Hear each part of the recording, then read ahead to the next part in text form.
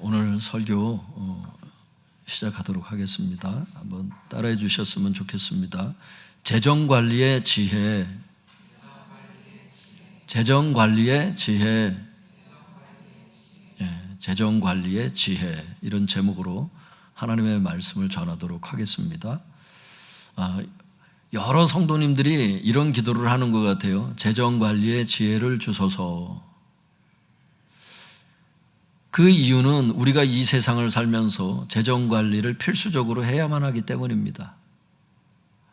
어린 자녀들이라 할지라도 용돈에 대한 재정관리를 배워야 나중에 어른이 되면 더 큰 재정을 관리할 수 있기 때문에, 그죠? 재정관리의 지혜가 어린아이들에게도 반드시 필요한 것이다. 이거를 어려서 시키는 부모님이 있어요. 한 달치 용돈을 딱딱 띄워줘서 어떻게 규모 있게 쓰는지를 가르치는 부모가 있고, 그냥 일주일치 아니면 그냥 되는 대로 그냥 주는 부모님이 있고 이러더라고요. 그런데 제가 이렇게 자라오면서 보니까 한 달씩 목돈으로 띄어서 준 자녀들이 보면 재정 관리의 지혜가 임해. 대체적으로 달라고 할 때마다 주는 부모님 같은 경우는 그게 꼭 잘못됐다는 뜻은 아니에요. 성도님들 다 가정 형편이 있고 어떤 이유가 있다고 생각해요. 부모님 나름대로 다 자녀들을 기르는 양육 방법이 다 다르다고 생각해. 그런데 이렇게 자라오면서 이렇게 저도 이렇게 시간이 지나면서 보니까 그런 측면들이 있더라는 거예요. 그게 꼭 진리는 아닌데. 왜냐하면 한 달 정도를 이렇게 살다 보면 이 한 달의 목돈을 어떻게 쓸 것인가, 한 달을 최소한 계획할 수 있는 사람이 되거든요. 여 부모님 생신이지, 어버이날이지, 이걸 어떻게 할 것인가, 그거를 미리미리 생각하더라고. 그리고 아이들이 벌써 헌금부터 딱딱 띄는 게 벌써 습관이 되더라고. 커서 무슨 11조 드릴까 말까 이런 마음의 고통의 짐은 없어. 최소한 훈련받은 아이들은. 그러니까 하나님 앞에 드려야 될 걸 제대로 드리니까 축복은 그냥 따라오잖아. 이게 다 재정관리의 지혜로부터 시작되거든. 어쨌든 재정관리의 지혜는 어린 자녀들이라 할지라도 필요하더라는 거예요. 어떤 분들은 그렇게 얘기를 해요. 하나님께서 재정을 다 인도하시기 때문에 나는 재정관리를 할 필요가 없습니다. 이렇게 얘기하는 분들이 있더라고. 정말 그렇습니까? 성경에 보면 재정관리 어떻게 하라고 하는 지혜가 있는데 필요 없다면 그 말씀 왜 주셔? 어떤 사람이 이런 거하고 똑같은 거예요. 하나님께서 기도하면 질병을 치료해 주시기 때문에 건강관리할 필요 없습니다. 운동할 필요 없습니다. 식단 관리할 필요 없습니다. 이렇게 말하는 사람하고 똑같아요. 하나님께서 질병을 치유하시지만 건강관리 하라는 거잖아요. 너희들에게 몸을 주셨다는 거 아니에요. 마찬가지예요. 재정을 주셨다는 거예요. 하나님이 관리해야 된다는 겁니다. 그러므로 오늘 성경에 말씀하신 이 재정관리의 지혜를 배울 수 있기를 바랍니다. 오늘 성도님들 가운데 왜 이렇게 생뚱맞게 재정관리에 대해서 얘기하시나? 근데 어떤 성도님들에게는 이게 절박한 분들이 있거든. 지금 이게 모든 것을 다 담아낼 수 있는 설교는 아니겠지만 오늘 주님께서 준비시켜 주신 5가지 재정관리의 원칙에 대해서 한번 신중하게 한번 생각해 보세요. 성도님들, 정말로 내가 이 말씀의 기준을, 말씀의 거울을 살펴볼 때 내가 재정관리를 진짜 이렇게 하고 있는지를 한번 돌아보시라는 거예요. 그리고 부족한 부분이 있으면 그 부분을 메우면 되잖아요. 그러면 가난하게 살 필요가 없다고. 어떤 분들은 주님께서 재정을 충분히 보내셨는데 이렇게 관리하지 않아서 그게 어려움을 당하는 경우도 많이 있거든요. 오늘 들어보시면 이해하실 거예요. 그래서 하나님께서 재정을 많이 부어주시는 것도 중요하지만 얼마를 보내주시더라도 그거를 잘 관리해야 되는 그 지혜인 거예요. 일단은 이게 일단 기반이 돼야 더 보내주셨을 때 그게 남지. 100만 원 보내주셨는데 안 남는 사람은 200만 원 보내줘도 계속 안 남는 거 아세요? 왠 줄 아세요? 왠 줄 아시냐고. 재정이 더 늘었으면 거기에 맞춰서 더 써요. 생활 습관 씀씀이가 그렇게 돼버린다니까. 재정이 올라가면 씀씀이도 더 올라가. 그래서 안 모여요. 예를 들면, 그러니까 한번 성경에서 뭐라 말씀하시는지 한번 보세요. 디모데전서 2장 9절 우리 한번 보겠습니다. 디모데전서 2장 9절 아까 찾으신 말씀이 있으면 그냥 보시면 됩니다. 신약 338쪽입니다.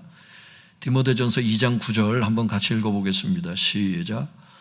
또 이와 같이 여자들도 단정하게 옷을 입으며 소박함과 정절로서 자기를 단장하고 따은 머리와 금이나 진주나 값진 옷으로 하지 말고. 이거를 읽으면 그냥 옷에 대해서 이렇게 말씀하시나? 이럴 수 있다니까. 제가 여러분 이거를 표준 세번역이 이 구절을 잘 번역했는데 한번 읽어드릴 테니까 한번 들어보세요. 이와 같이 여자들도 소박하고, 이 소박하다는 단어에 소박하고 정숙하게 단정한 옷차림으로 자기를 단장하십시오. 옷을 하나 사더라도 이렇게 하라는 거예요. 소박하고 정숙하게 단정한 옷차림으로 단장하면 된다는 거야. 낭비하고 사치하고 이게 아니라는 거예요. 그 다음에 이어지는 말씀이 자기를 단장하십시오 하고서 뭐라 하냐면 따은 머리와, 이게 아니에요. 여긴 따은 머리 이렇게 해놨는데 머리를 지나치게 꾸미지 말며, 그럼 머리 따으면 다 죄 짓는 거야? 그 뜻이 아니라니까. 머리를 닦고 다닐 수도 있지. 근데 그게 아니고 머리를 지나치게 꾸미지 말라는 거예요. 그리고 이렇게 말씀하세요.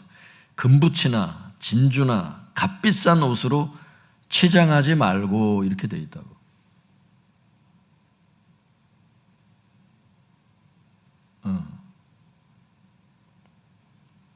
뭐 이런 금붙이도 없죠, 사실은. 우리는 이런 거 없는데 무슨 뭐 진주 뭐 어째다가 하나 있는 거지. 글쎄 뭐 이걸 뭐 머리를 지나치게 뭐 꾸밀 게 있나요? 머리를 맨날 그 머리 스타일인데. 그런데 하나님께서 이제 그렇지 않은 사람도 있을 수 있기 때문에 이걸 딱 못 박아 놓으신 거야. 재정 관리를 어떻게 해야 되는지 예를 드신 거예요, 딱. 이 말씀은 한마디로 사치하지 말고 수수하게 살라는 말씀으로 저는 받아들여져요. 이 말씀을 해석할 때. 다시 말해서 검소하게 살라는 거예요. 검소하다는 게 뭐예요? 쓸 필요가 있는데 쓰지 말아라, 그 뜻이 아니에요. 그냥 꼭 필요한데 쓰고, 쓰지 않아도 될 돈은 쓰지 말고, 그런 의미라고 저는 보거든요. 그 성도님들께 제가 책을 소개시켜 드리려고 갖고 왔어요. 곡간원리라고 하는 책이 재정관리에 대한 책을 한 권도 안 읽어본 분들에게 오늘 한 2권 정도 꼭 소개를 해주고 싶은데, 책 소개가 참 조심스러워요, 사실은. 그런데 그냥 말씀을 드릴 테니까, 부자가 알려주는 부자 되는 습관이라는 그 책인데, 곡간원리라는 책이에요. 우리 교회에도 이제 신앙서적이 있죠. 이게 신앙서적이에요. 성경적으로 어떻게 하면 부자가 될 수 있는지, 여기에 대해서 이제 이런저런 얘기들을 쭉 기록해 놓은 건데, 안 읽어본 분들은 좀 한번 읽어보세요. 여러 가지 아마 생각을 해보게 될 그런 부분들이 있을 거라고 봐요. 이 책에 보면 어떤 얘기가 나오냐면 사재기병에 대해서 얘기하는 대목이 나와요. 그러니까 우리가 보통 생각하는 사재기라고 하는 개념이 있는데, 이분이 얘기하는 사재기병이라고 하는 게 뭔지를 한번 들어보시면, 가장 좋은 물건을 소유하겠다는 만족할 줄 모르는 욕망, 이걸 사재기병이라고 정의를 해요, 이분은. 그래서 가장 좋은 물건을 소유하겠다는 만족할 줄 모르는 욕망, 이게 마음의 병이라 그러더라고. 이 병에 걸리면 어떻게 되느냐, 이렇게 얘기를 해요. 어느 정도의 집이 아니라 가장 좋은 집을 사야 하고, 어느 정도의 차가 아니라 가장 좋은 차를 사야 하고. 여기에 해당되는 분들이 있는지 한번 보세요. 그래도 만족을 못해. 감사가 없어. 어느 정도의 냉장고가 아니라 가장 좋은 냉장고를 사야 하고. 특별히 이제 어린 자녀들도, 어른들 가운데도 이런 분들이 있더라고요. 핸드폰. 어느 정도의 핸드폰, 어느 정도의 노트북, 태블릿, 이런 게 아니고 어느 정도가 아니라 가장 좋은 핸드폰, 시중에 나온 가장 좋은 어떤 물건, 여기에 굉장히 집착하는 사람들이 있어요. 근데 제가 알고 배우기로는 이런 분들일수록 이제 뭐 치장하고 하는 것도 이제 마음이 허한 분들이 주로 많이 그렇게 해. 자존감이 낮다든지 이런 경우가, 자기에 대해서 떳떳하고 자기에 대해서 그냥 이렇게 뭐랄까 자존감이 높은 분들일수록 그냥 이렇게 수수하게 하고 다니는 것 같아요.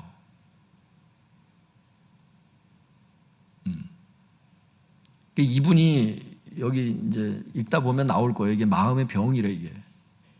그런데 몸이 그냥 그렇게 가. 이게 내 스타일인가?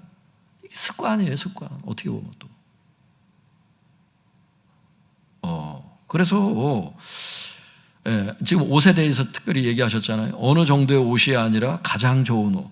특별히 아이들도 이제 커가는 과정에서 메이커가 아니면 굉장히 창피하게 느끼는, 부모님의 생활력이 어느 정도가 되든지 간에 아이들 땐 잘 모르죠. 그러니까 그냥 무조건 메이커 어떤 거를 사달라 막 이런 경우가 있어요. 그걸 잘 교육할 필요가 있어요. 그거를 뭐 글쎄 사줄 때도 있죠. 어떤 경우는 조금 돈이 들더라도 사주는 게 더 오래 신발을 신는 경우도 있고 더 편한 경우도 있고 그래요. 그런데 어느 정도까지면 돼. 이건 무슨 뭐 한정판 200만 원짜리 운동화입니다. 뭐 자전거 한 대를 사더라도 뭐 주변에서도 2천만 원짜리 자전거 타고 다니고 그런 분도 있는데 그게 다 잘못된 건 아니죠. 자기 생활력이 되면 그럴 수도 있겠죠. 그런데 이게 마음의 병처럼 항상 모든 걸 다 그렇게, 모든 물건을 다 그렇게 취급하고자 하는 것은 마음의 병이라는 거예요, 그게.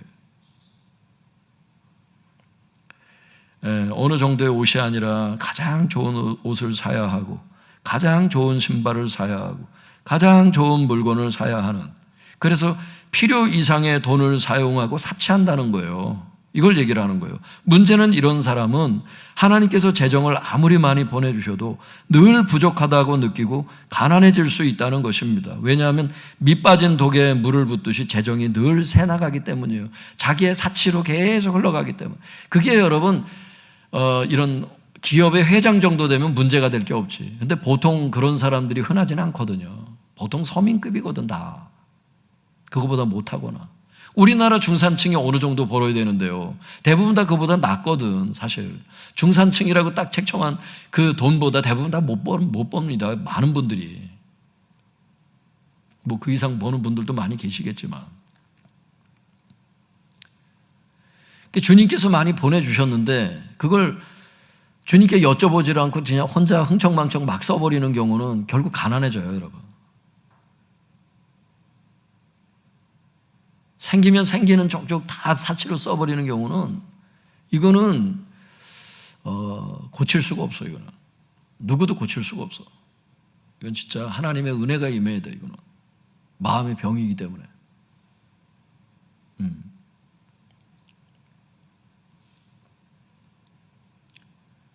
적절히 해라, 적절히 뭐든지.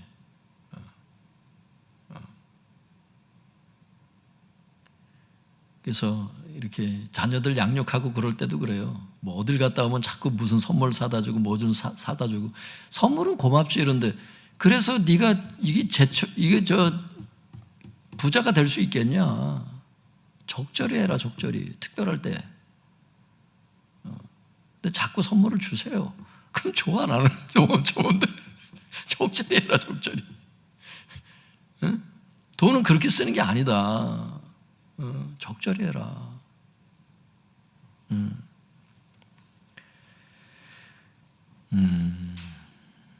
근데 또 어떤 분들은 이런 분들 같아. 이거하고 완전히 또 이거하고 극단으로 가는 분들이 있어. 또 너무 또.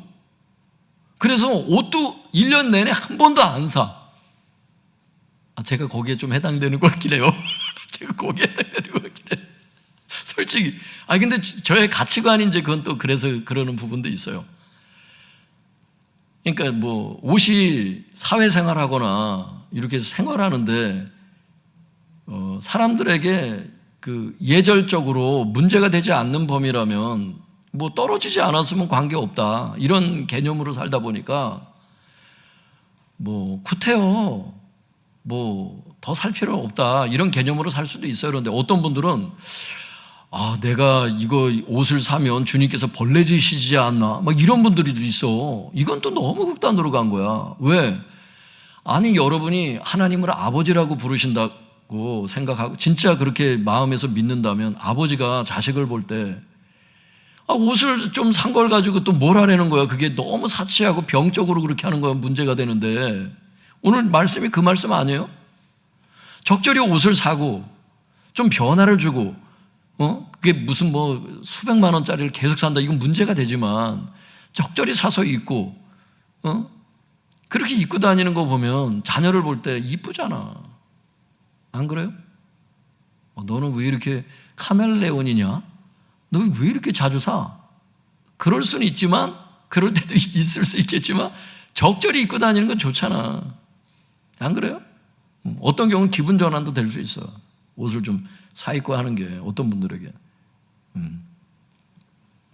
그래서 어떤 분들은 또 사치하는 방향으로 계속 가고, 어떤 분들은 너무 죄의식을 느끼고, 이것도 좀 적절함이 필요한 것 같아요. 제가 볼 때는.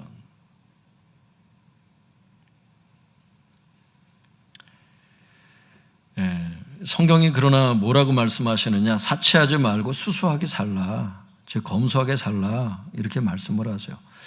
부자들이 된 분들의 그런 어떤 정보를 이렇게 좀 듣거나 이렇게 될 경우에는 제가 아는 범위 내에서는 그렇더라고요. 그게 삶의 습관이 돼서 부자가 된 거예요, 대체적으로. 그게 물론 하나님께서 재정을 보내시죠. 그런데 검소하게 사는 것이 이게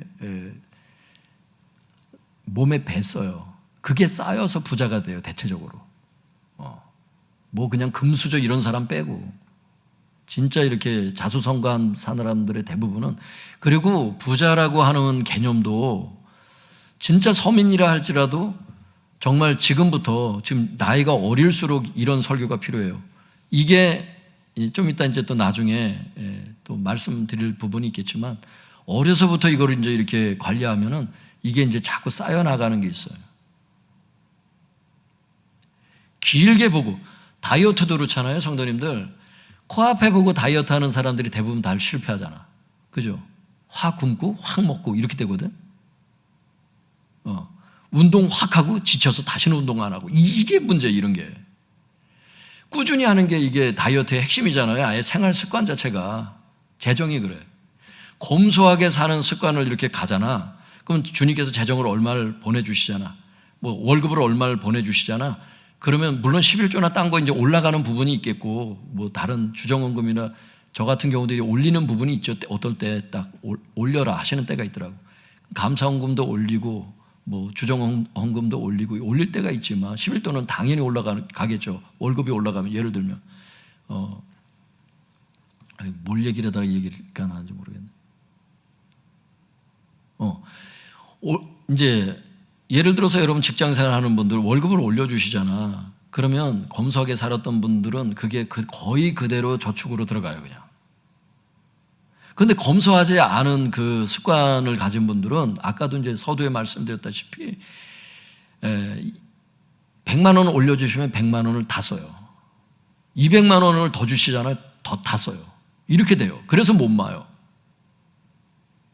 주님께서 10만 원을 더 보내주시든 뭐 얼마를 더 보내주시든 생활 습관이 검소한 분들이 돼서 그게 정말 재정으로 세이브가 될 수 있는, 재정 관리할 수 있길 바랍니다.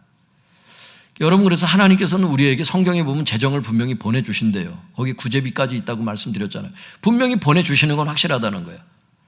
들의 백합화를 보라, 공중에 나는 새를 보라, 내일 일을 염려하지 말아라. 분명히 먹고 살 수 있도록은 해주신다는 거예요. 재정을 보내주신다는 뜻이죠. 특별히 믿는 자에겐 그렇게 하시겠다 그랬어요. 물론 뭐 연단 가운데 지금 어려운 분들도 있고 여러분이 있을 수 있겠지만, 죄 때문에 어려운 분들도 있어요. 그런데 그런 분들도 있을 수는 있겠지만, 그런 예외도 있겠지만, 보통의 경우라면 하나님께서 재정을 얼마를 보내주시든지 사치하지 말고 낭비하지 말고 검소하게 살아가실 수 있길 바랍니다. 꼭 필요한 곳에 재정을 사용하시고 쓰지 않아도 될 돈을 쓰지 않기를 바랍니다. 이게 검소하게 사는 방법 중에 하나가 꼭 필요한 건가?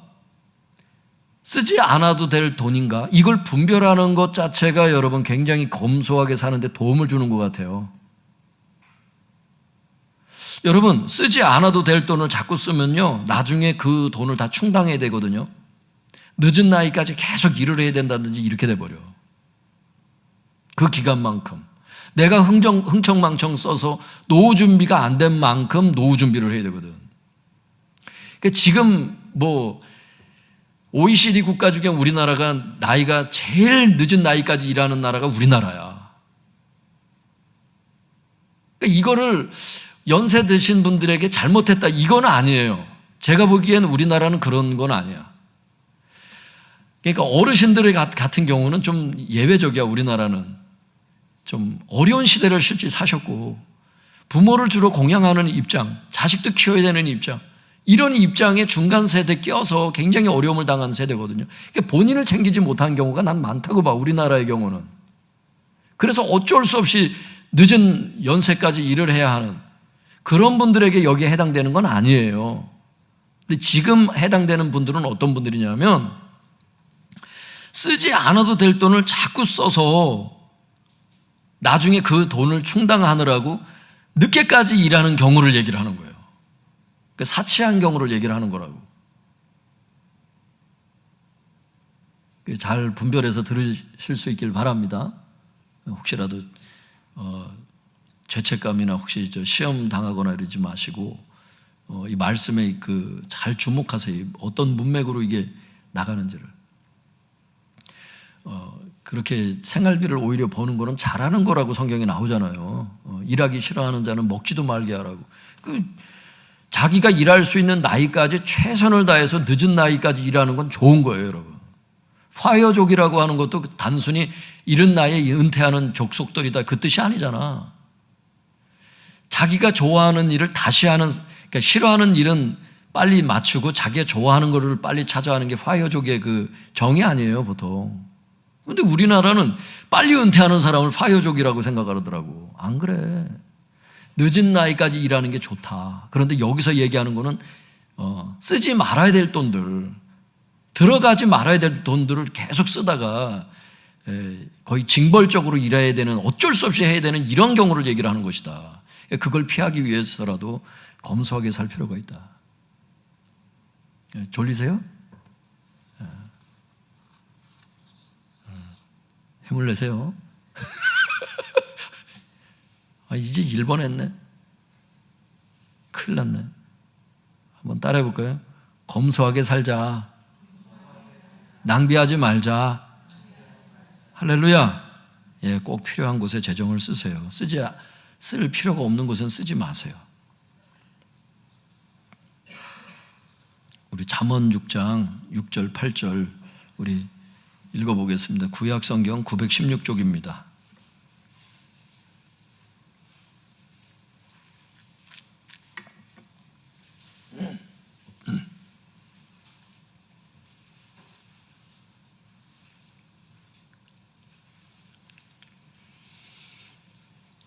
구약 916쪽에 보시면 잠언 6장 6절과 8절, 6절 먼저 읽고 그 다음에 8절 읽고 이렇게 하겠습니다. 시작. 게으른 자여 개미에게 가서 그가 하는 것을 보고 지혜를 얻으라. 8절. 먹을 것을 여름 동안에 예비하며 추수 때에 양식을 모으느니라. 6절에 보면 성도님들 거기 뭐라고 주님께서 말씀하세요? 개미에게 가서 개미가 하는 것을 보고 지혜를 얻으라고 말씀하세요. 어떤 지혜일까요? 8절에 보니까 먹을 것을 여름 동안에 마련한대요. 그런 지혜가 있대요. 먹을 것을 겨울에 준비할 수는 없잖아요. 먹을 것을 여름에 준비해야 되잖아요. 추수 때에 겨울철에 먹을 양식을 모으는 지혜, 이걸 얘기하거든요. 8절에 보면 추수 때에 추수를 해서 겨울철에 먹을 양식을 모아야 될 거 아니야. 저축하는 지혜를 얘기를 하는 거예요. 개미에게서 얻어야 될 지혜가. 개미에게서 저축하는 지혜를 배워라, 저축을 해라, 그런 뜻이죠.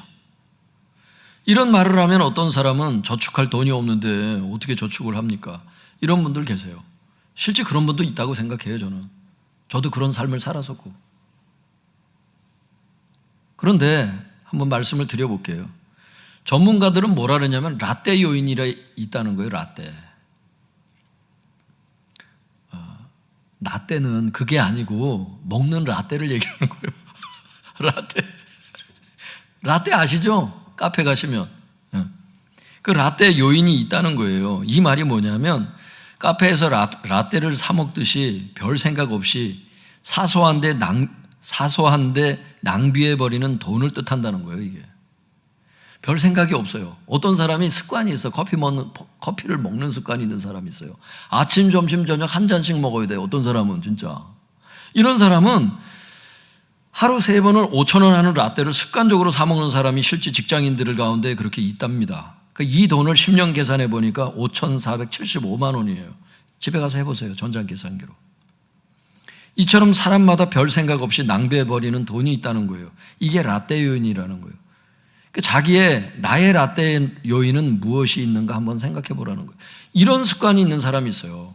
시간 관리 잘해서 이렇게 좀 싸게 대중교통을 이용하는 게 아니라 습관적으로 택시를 타는 경우 다 라떼 요인이에요. 조금 부지런하면 되는 거예요. 그거는 습관적으로 외식하는 사람 집에서 해먹으면 돼요. 냉파하면 돼. 사실은 어쩌다 하는 외식을 얘기하는 게 아니겠죠. 습관적으로 계속 사 먹고 줄일 수 있는데 안 줄이는 이게 다 라떼예요. 여러분 이걸 1년 모아보세요. 10년 모아보세요. 진짜요. 대단히 역할을 많이 할 거예요. 아마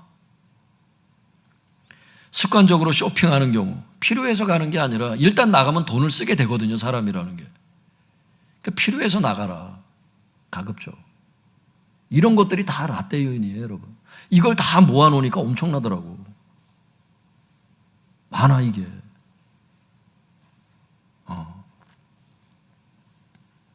적절히 해라. 뭐든지 적절히. 근데 성도님들 이 저축한다는 말에 이 사전적인 의미를 보면요 절약해서 모은다 이런 뜻이에요. 그래서 전문가들이 뭐라 그러냐면 이렇게 얘기를 해요. 나의 라떼 요인을 절약해서 저축해라 이렇게 얘기를 해요. 저축을 할 수 있다는 거죠. 사람마다 다 자기의 습관적으로 라떼 요인이 다 있다는 거예요. 웬만하면 다 있다는 거예요. 적절히 뭐든지 쓰면 돼. 근데 너무 한 곳에 집중해서 다 써버리는. 어떤 사람은요 또 피규어에 꽂혀가지고요 또 거기에 또 다 올인하는 사람이 있어. 막 신발 모으는데 또 막 운동화 모으는데 막 다 꽂혀가지고 또 TV에서도 보면 어떤 연예인 같은 경우는 막 신발이 막 거기 신발 가게 할 정도더라고. 막 개인의 취미 생활이라 뭐라 할 수는 없지만 성경적으로는 그거는 그렇게 하지 말라는 거예요. 그게. 뭐 신발도 투자하는 부분이 있죠. 절판되거나 뭐 정말 한정판 신발들 정말 그게 투자의 개념으로 하는 분들도 있을 수는 있지만 라떼 요인으로 이렇게 습관적으로 막 쓰는 것에 대해서는 개미처럼 저축하라. 그런 말씀을 주님께서 주시는 겁니다. 성도님들 저축하는 습관이 있기를 바랍니다. 주님께서 해야 할 것까지 하지 않아가면서 저축하라는 뜻은 아니에요. 이따 얘기하겠지만 마지막 시간에. 그런 뜻은 아닌데 반드시 저축을 해야 된다는 거예요. 하나님은. 주님께서 그러시잖아요. 달란트 그 심판하실 때 차라리 그 은행에 맡기지 그랬냐. 이자라도 받을 수 있도록. 그래 그런 말씀도 있다니까 성경에. 개미처럼 저축하라는 거예요. 잠언 13장 11절 우리 한번 같이 읽어볼까요? 잠언 13장 11절.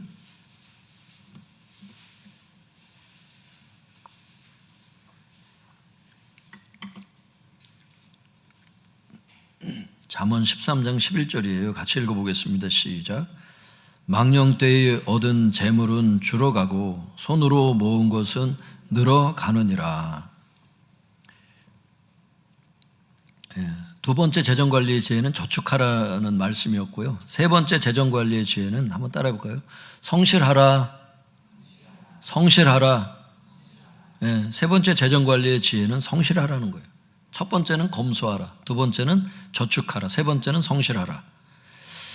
잠언 13장 11절에 이 말씀을 현대인의 성경이 이 구절을 이렇게 번역을 했어요. 한번 들어보세요. 쉽게 얻은 재산은 점점 줄어들고 힘들여 모은 재산은 점점 늘어난다. 이렇게 된다는 거예요. 사람의 이 성향이 희한하게 이렇게 된대. 여러분, 쉽게 얻은 재산은 점점 줄어들어요. 힘들여 모은 재산은 점점 늘어가요. 이 쉽게 얻은 재산 중에는 뭐가 있는가? 한탕주의가 있다는 거예요. 한탕주의로 얻은 재산, 대박 이런 거. 나중에 얘기하겠지만 관리가 안 돼요. 관리해 본 적이 없어서. 대부분 다 타락해. 근데 여기 힘들여 모은 재산이란 뭐냐? 성실하게 일해서 모은 재산 이렇게 돼 있어요. 주석에 보면.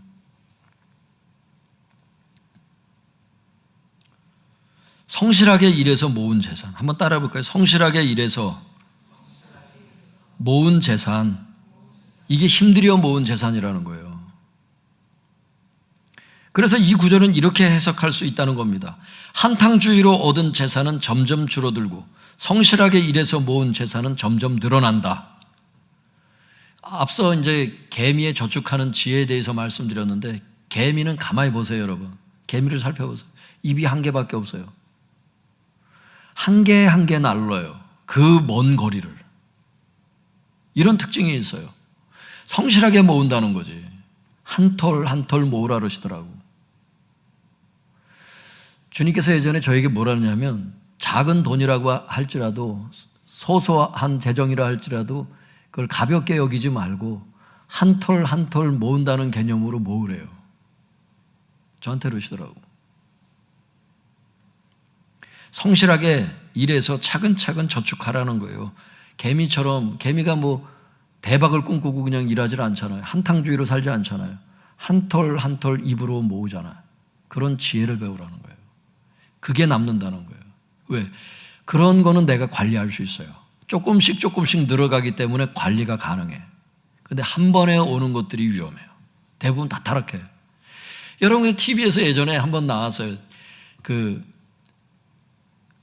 복권에 당첨된 사람들이 어떤 삶을 살고 있을까? 그걸 추적했던 게 한번 나오더라고. 그 TV에 나오는 사람 중에 한 사람 빼고는 다 타락했더라고. 뭐 별 사람들이 다 있어요. 뭐 돈이 생기니까 이제 당장 직장을 그만두고 뭐 여행 다니고 요트 사고 뭐 이런 사람부터 돈이 딱 생기니까 이혼부터 하는 사람 있고 뭐 여러 사람 있더라고. 돈이 없어서 그동안 자기를 이렇게 절제시켰던 삶이 돈이 이제 딱 들어오니까 절제가 안 되는 거야, 막. 그동안 하고 싶었던 게 막 본물처럼 터져 나오니까 사람이 관리가 안 되더라고, 막. 많은 사람들은 근데 그렇게 생각 안 하는 것 같아요. 복권 당첨되면, 저는 몇 억은 집을 사고요. 몇 억은 뭐 누구 좀 사주고요. 그래서 저는 관리가 다 될 수가 있을 것 같습니다. 그런데 그렇게 안 된대, 사실은. 경험적으로 이게 이제 보여주더라고. 사랑하는 성도 여러분, 한 번에 대박을 노리지 마시고 성실하게 일해서 돈을 버시기 바랍니다. 그런 돈만이 여러분이 관리가 가능한 돈이라는 것을 기억할 수 있기를 바랍니다.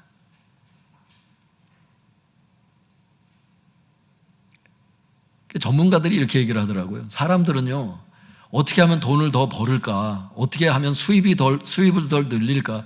여기에 다 집중한대요. 근데 전문가들은 그렇게 얘기 안 하더라고. 물론 그 수입이 늘어나는 것도 중요하지만 들어온 돈을 어떻게 관리하느냐, 어떻게 성실하게 이거를 하나하나 모으느냐, 이게 중요하대요. 거기에 승패가 대부분 있대. 그래서 서민이라 할지라도 부자가 될 수 있다라고 얘기를 하더라고. 재정관리 전문가들은 그렇게 얘기를 하더라고.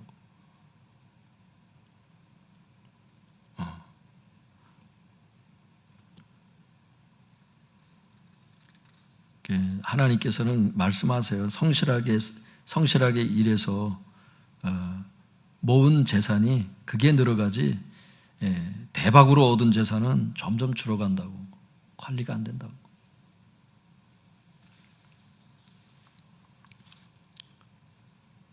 누가복음 14장 28절 보겠습니다. 신약성경 121쪽.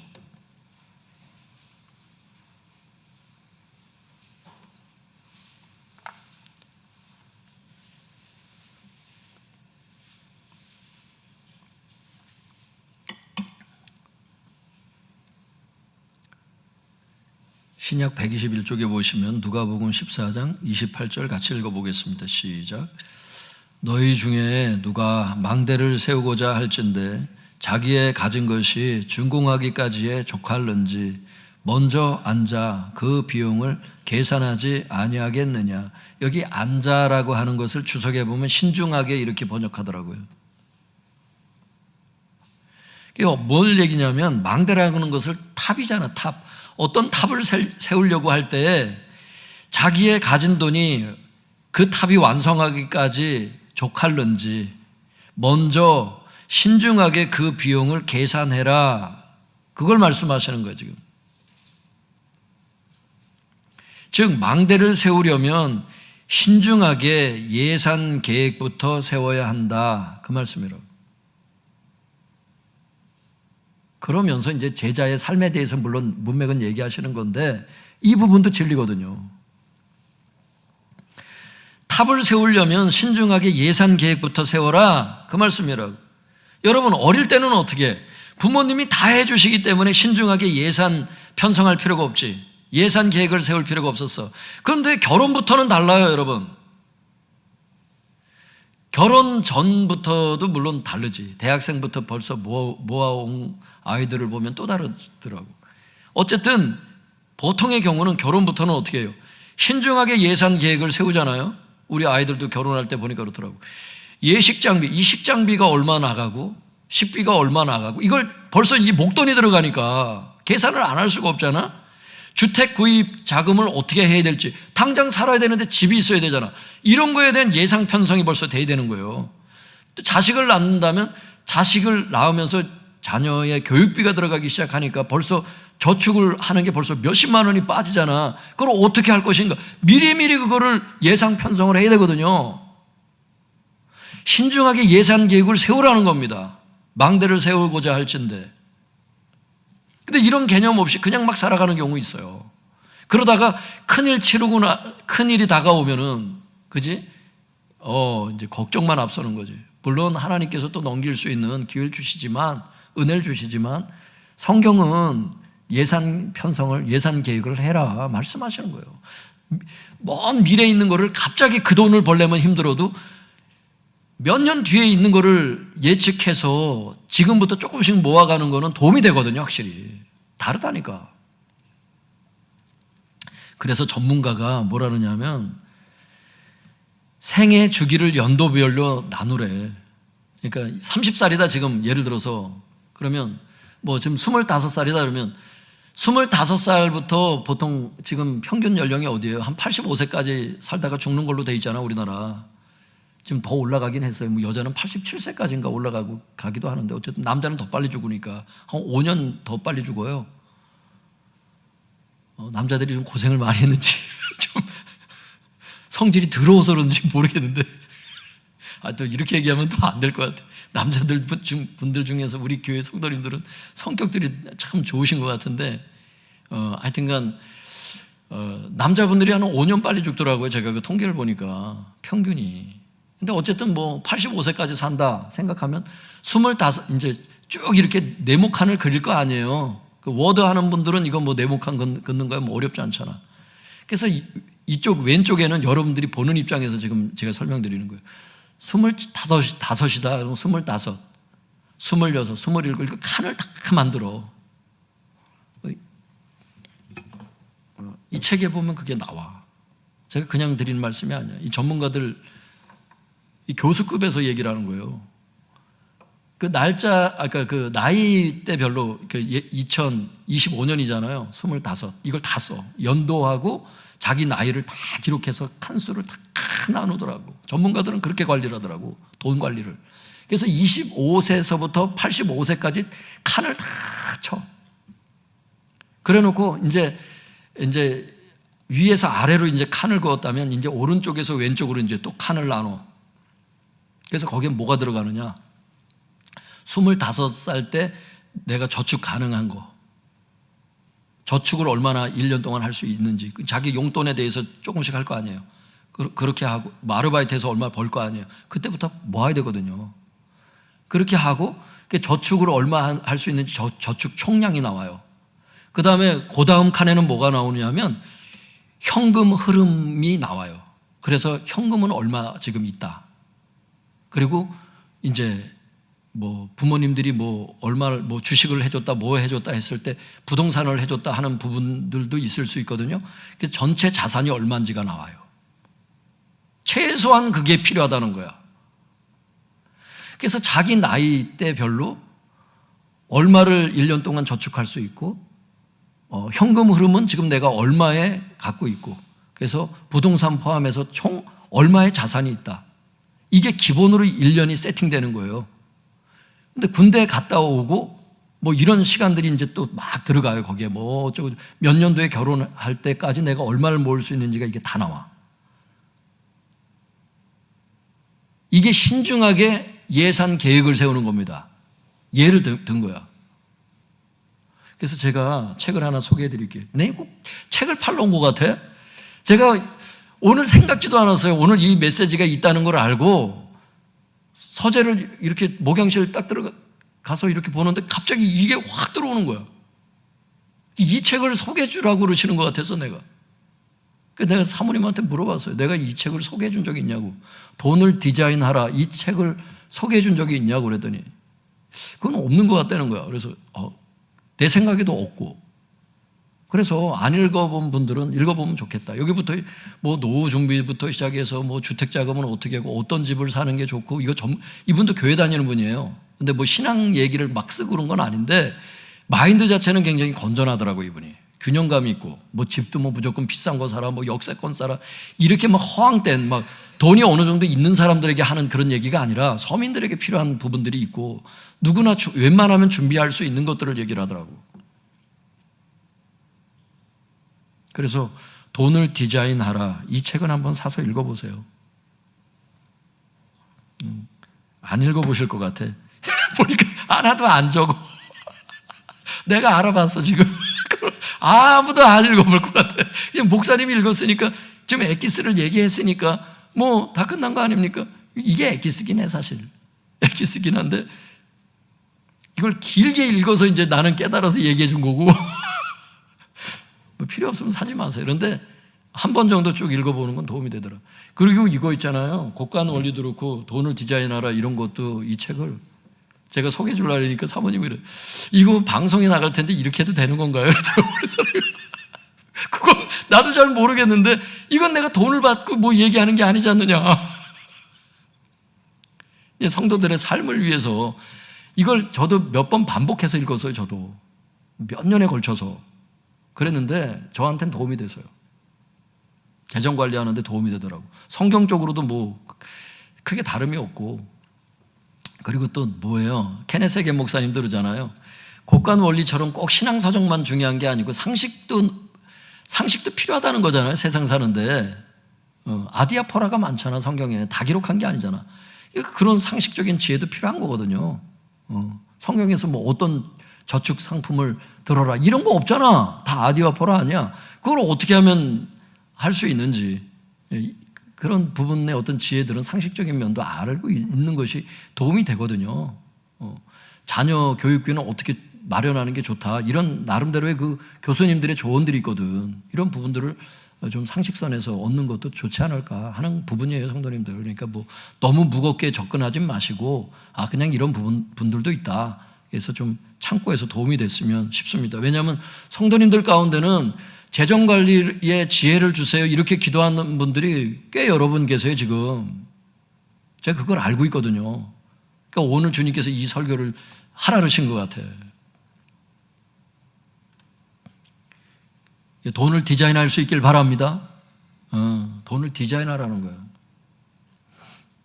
사랑하는 성도 여러분, 하나님께서 주신 재정을 신중하게 예산 계획을 세우시기 바랍니다. 그래서 목돈이 들어가는 시기를 잘 극복해낼 수 있길 바랍니다.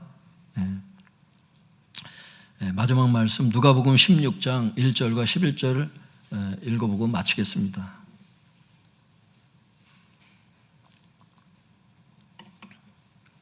누가복음 16장 1절 먼저 읽고 그 다음에 11절 읽도록 하겠습니다. 1절 읽겠습니다. 시작. 또한 제자들에게 이르시되 어떤 부자에게 청지기가 있는데 그가 주인의 소유를 낭비한다는 말이 그 주인에게 들린지라. 11절입니다. 너희가 만일 불의한 재물에도 충성하지 아니하면 누가 참된 것으로 너희에게 맡기겠느냐. 1절에 보면 성도님들 이런 말씀이 있어요. 이거 제자들에게 하신 말씀이에요. 불신자에게 하신 말씀이 아니야. 이 제자들에게 이르시되 뭐라 그러세요?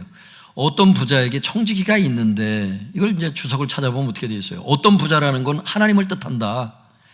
여기서 청지기는 재정의 청지기로서 종된 우리를 뜻한다, 이렇게 이제 얘기를 할 거예요, 주석에서. 그러니까 어떤 부자는 하나님을 뜻하고 청지기는 우리가 다 주님의 재정의 청지기라는 거야. 주님의 종이라는 거야. 청지기는 종이란 뜻이잖아. 재정을 맡은 종들이라는 거야. 주님의 재정을 맡은 종들. 주님이 재정을 보내주시잖아. 그러니까 우리가 그 재정을 맡았으니까 주님의 종들이지. 즉 우리가 하나님의 재정의 청지기라는 것입니다. 그런데 11절에 뭐라고 말씀하세요? 하나님의 재정의 청지기들에게 이렇게 말씀하세요. 너희가 만일 불의한 재물에도 충성하지 아니하면 누가 참된 것으로 너희에게 맡기겠느냐, 이렇게 말씀하세요. 여기서 불의한 재물이라는 게 뭐냐, 이거를 주석을 찾아보면 하나님께서 맡기신 재물이라는 뜻이라는 걸 거예요. 어쨌든 문맥에서 이거 표현하느라고 이렇게 불의한 재물이라는 단어를 쓴 건데, 여기서 의미하는 게 결국 뭐냐, 하나님께서 맡기신 재물을 뜻해요. 성도님들, 길게 설명을 할 수는 없어요 지금. 그러니까 너희가 만일 하나님께서 맡기신 재물에도 충성하지 않으면 누가 참된 것으로 너희에게 맡기겠느냐, 이렇게 얘기를 한다는 거예요. 즉 하나님의 재정의 청지기는 하나님께서 맡기신 재물을 충성스럽게 관리해야 된다. 그렇지 않으면 더 큰 것을 맡기지 않는다. 문맥이 이걸 얘기한다는 거예요. 하나님께서 우리에게 맡기신 재정은 우리의 것이 아니라 하나님의 것입니다. 우리는 단지 청지기일 뿐이에요. 그러므로 하나님의 뜻대로 재정을 사용해야 합니다. 하나님의 뜻대로 재정을 관리해야 돼요. 만약 우리가 하나님께서 맡기신 재정을 함부로 사용하고 함부로 관리함으로 불충하게 관리한다면 그 다음 하나님께서 우리에게 맡기실 것은 없습니다. 왜냐하면 돈도 관리 못하는데 뭘 맡기겠느냐, 그 뜻이거든요 이게.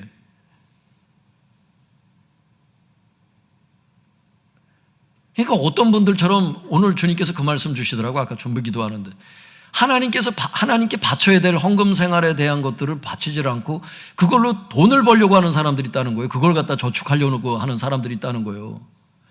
제가 물어볼게요. 그래서 저축이 됐냐고 내가 물어볼게요. 지금 열심히 살려고 하는데 중요한 건 뭔지 아세요? 재정을 누가 주셔? 축복을 누가 주셔? 청지기로서 충성스럽게 관리하라는 거예요. 그분의 뜻에 맞게 재정을 쓰라는 거예요. 그분에게 해야 될 건 기본으로 해야 되는 거야.